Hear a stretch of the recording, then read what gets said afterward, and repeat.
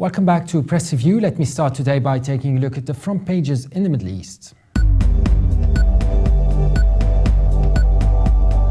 Starting with the UAE's Gulf News, which leads reporting that the prospect of US-Iranian cooperation over the latest developments in Iraq will be watched closely by GCC states already wary of a pending nuclear agreement between the two former foes that could potentially bring Iran out of its current international isolation. The paper also reports that the Pakistani Taliban has warned foreign firms to leave the country and vowed to hit back against the government after tanks, troops and jets were deployed in a long-awaited offensive on their stronghold.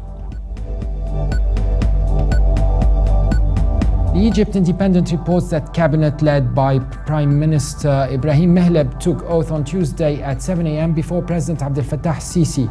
The paper also reports that stock indices fell collectively at the end of Monday's trading session, influenced by sales of Egyptian investors against purchases of Arabs and foreign investors.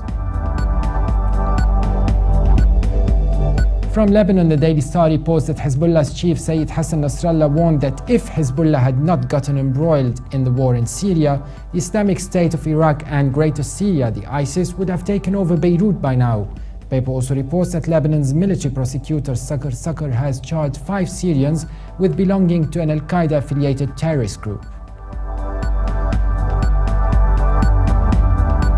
The Jerusalem Post reports that Israel widened its military operation against Hamas on Tuesday, including a retaliatory strike against Gaza rocketeers, but warned that it may take time to find the 3 yeshiva students. The paper also reports that in its first public comment on the abduction of the 3 Israeli yeshiva students in the West Bank, the Palestinian Authority has issued a statement condemning both the kidnapping and subsequent Israeli security measures.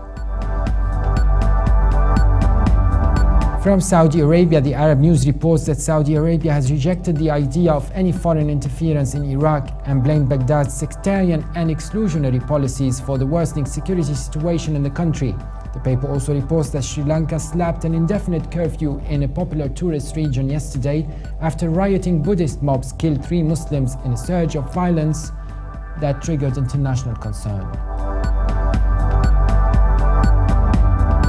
And now let's take a look at the top Mideast news from papers here in the UK.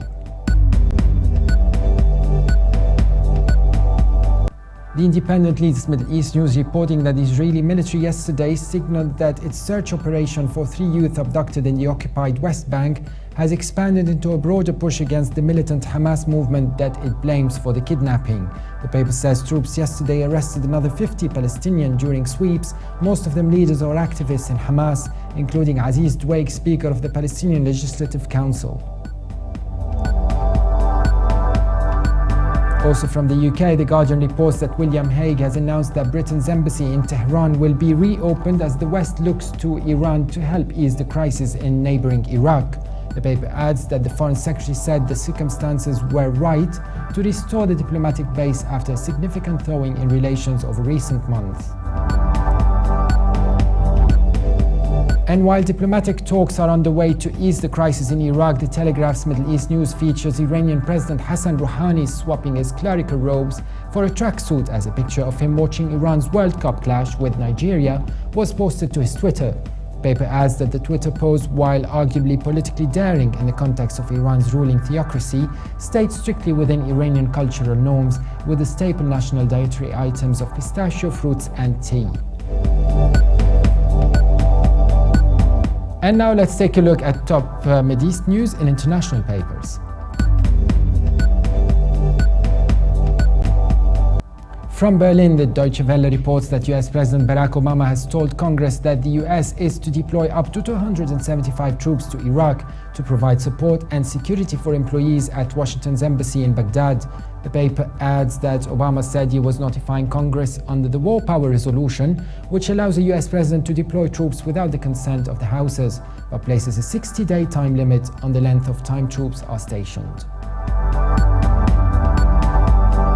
And finally, China's Global Times reports that official IRNA news agency quoted Iran's Deputy Foreign Minister for Arab and African Affairs, Hossein Amir Abdullahian, as saying Iran has no need for direct talks with the United States over the worsening security conditions in Iraq during their talks in Vienna.